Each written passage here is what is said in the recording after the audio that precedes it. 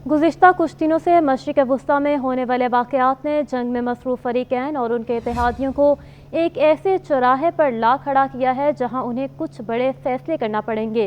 ये एक ऐसा वक्त है जब दुनिया भर में हुकूमतों इसराइल, अमरीका, ईरान, यूरोपीय और मशरिक़ वस्ती के ममालिक की अफ़वाज और बैरूत में हिज़्बुल्लाह को ऐसे ही फ़ैसलों के इंतख़ाब का सामना है। गजा में फलाही कारकुनान की हलाकत से शायद अमरीका समेत इसराइल के दीगर इत्तेहादियों का सबर जवाब दे जाए। इसराइल और मिस्र ने गजा में सहाफ़ियों के दाखिले पर पाबंदी आयद कर दी है और अगर कभी इजाज़त दी भी जाती है तब भी सहाफ़ियों के ये दौरे इसराइली फ़ौज की निगरानी में होते हैं और इंतहाई मुख्तसर होते हैं।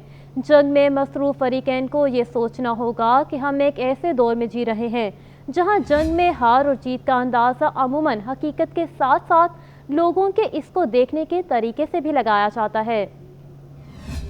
सहाफ़ियों को जंग के मकाम तक रसाई इस वक्त ही नहीं दी जाती जब जंग में मसरूफ़ फ़रीक़ैन कुछ छुपा रहे हों, लेकिन गजा में गैर मुल्की सहाफ़ियों की अदम मौजूदगी के बावजूद भी ऐसे सबूतों का अंबार लग रहा है जिसकी बुनियाद पर यह कहा जा सकता है कि इसराइल अपने दावों के बरक्स जंगी कवानीन की पासदारी नहीं कर रहा, जिसके तहत वो आम लोगों की जिंदगियों और कहत के दौरान काम करने वाले फलाहीदारों के कारकुनान की जिंदगियों की हिफाजत करने का पाबंद है।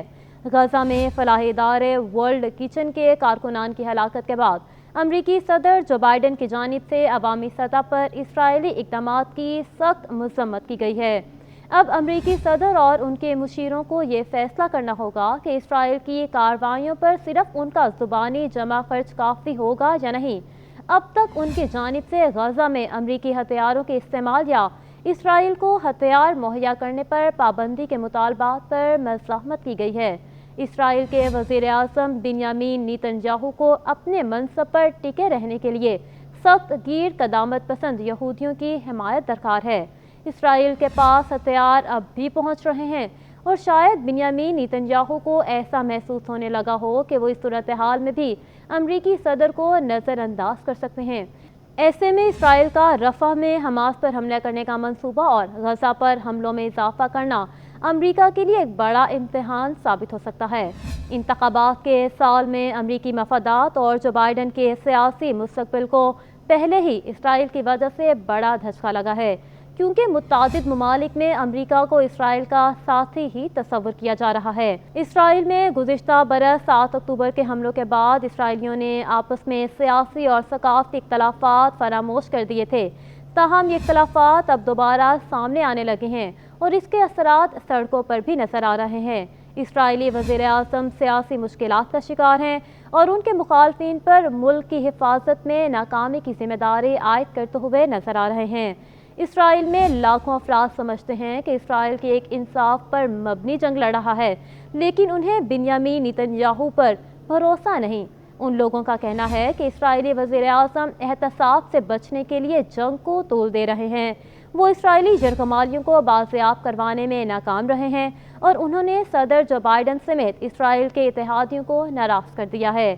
6 महीने गुजर जाने के बावजूद भी हमास जंग जारी रखने के काबिल है और गजा में इसके सीनियर रहनुमा याह्या सिनवार अभी भी जिंदा हैं। शाम के दारुल हुकूमत दमिश्क में सीनियर ईरानी जनरल की हलाकत ने मशरिक़ वस्ती में नया बहरान पैदा होने के खदशात को जन्म दिया है और ईरान में ये तासुर पाया जा रहा है कि ये कार्रवाई इसराइली फ़िज़ाइया ने की है। ये इन इसराइली खुफिया इदारों के लिए एक बड़ी कामयाबी है जो 6 महीने पहले हमास के हमलों को रोकने में नाकाम हुए थे। इससे खिते में जारी जंग में शिद्दत आ सकती है। गजा में जारी जंग के अलावा यहाँ गुज़िश्ता बरस अक्टूबर से एक और जंग भी जारी है। इस जंग की इब्तदा लिबनान के सियासी और अस्करी तंजीम हिज़्बुल्लाह से हुई, जिसने गजा में हमास की हिमायत करते हुए इसराइल पर हमला किया। ये इस तर्ज के हमले नहीं थे जिसकी तवक्को हमास की क़यादत कर रही थी, क्योंकि हिज़्बुल्लाह और ईरानी कुव्वतें इसराइल और इसके हामी अमरीका के साथ जंग नहीं चाहते। ऐसा अमरीका भी नहीं चाहता था और इसलिए उसने इसराइल को पूरी कुव्वत इस्तेमाल करने से बाज रखने की कोशिश भी की। लेकिन इसके बावजूद भी हिज़्बुल्लाह ने हज़ारों इसराइली फ़ौजियों को तंग करके रख दिया और सरहदी इलाकों से तकरीबन 80,000 अफराद को नकल मकानी करने पर मजबूर किया।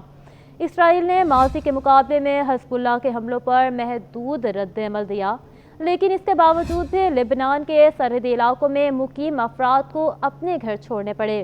گزشتہ برس سے جنگ میں اسرائیل کی طرف سے کمی یا شدت لائی جا رہی تھی اور لبنان اور شام میں حملے کیے جا رہے تھے، لیکن رواں ہفتے کے آغاز میں شامی دارالحکومت میں ایرانی سفارتخانے پر ہونے والے حملے میں ہلاکتوں نے اس تنازع کا منظر تبدیل کر کے رکھ دیا ہے۔ شمالی اسرائیل میں انٹرویو کے دوران نہ صرف حکام بلکہ رہائشی بھی ایرانی جنرل کو ہلاک کرنے کے اقدام کی حمایت کرتے ہوئے نظر آتے ہیں۔ وہ اس بات کے بھی حامی ہیں کہ حزب اللہ کو تباہ کرنے کے لیے جنوبی لبنان پر حملہ کیا جائے اور اس کے عسکریت پسندوں کو سرحد سے دور دھکیلا جائے۔ 20ویں صدی کی آخری 2 دہائیوں میں اسرائیل نے اپنے شمالی علاقوں کی حفاظت کرنے کے لیے جنوبی لبنان کی ایک وسیع پٹی پر قبضہ کر لیا تھا اور اپنی لبنانی فورس بھی تیار کی تھی، لیکن اسرائیل کو سن 2000 میں اس پٹی کا قبضہ چھوڑنا پڑا کیونکہ حزب اللہ نے ان کی ناک میں دم کر کے رکھ دیا تھا۔ اس وقت کے اسرائیلی وزیر اعظم ایہود باراک نے فیصلہ کیا تھا جنوبی لبنان پر قبضہ کرنے سے اسرائیل مزید محفوظ نہ ہو سکا اور اس دوران ان کے فوجیوں کی جانیں بھی ضائع ہوئیں۔ ایران اور حزب اللہ اس وقت یہ فیصلہ کرنے میں مصروف ہیں کہ دمشق میں ایرانی سفارت خانے میں ہونے والی ہلاکتوں پر کیا رد عمل دیا جائے۔ دونوں کی جانب سے کوئی ایسا رد عمل دینے کی کوشش کی جائے گی جس سے ایک باقاعدہ جنگ سے بچا جا سکے۔ اسرائیل بھی ایران اور حزب اللہ کے ساتھ باقاعدہ جنگ نہیں چاہتا۔ ایسے میں ایران ایسا رد عمل دینے کی کوشش کرے گا جس سے اسرائیل کو مستقبل میں ایسے حملے کرنے سے روکا جا سکے اور یہ رد عمل ایسا ہو سکتا ہے جس سے اسرائیل حیران رہ جائے۔ اس بات کا امکان بہت کم ہے کہ ایران اپنا رد عمل دینے کے لیے اسرائیل کے سرحدی علاقوں میں آباد لوگوں کو نشانہ بنانے کا انتخاب کرے۔ وہ کسی اور ملک میں کسی اسرائیل ہدف کو نشانہ بنا سکتا ہے، اور ایسا بھی ہو سکتا ہے کہ وہ حملے کے لیے میزائلوں کے بجائے سائبر ہتھیاروں کا استعمال کرے، یا ایسا بھی ہو سکتا ہے کہ ایران کی جانب سے اس کا جوہری پروگرام مزید تیز کر دیا جائے۔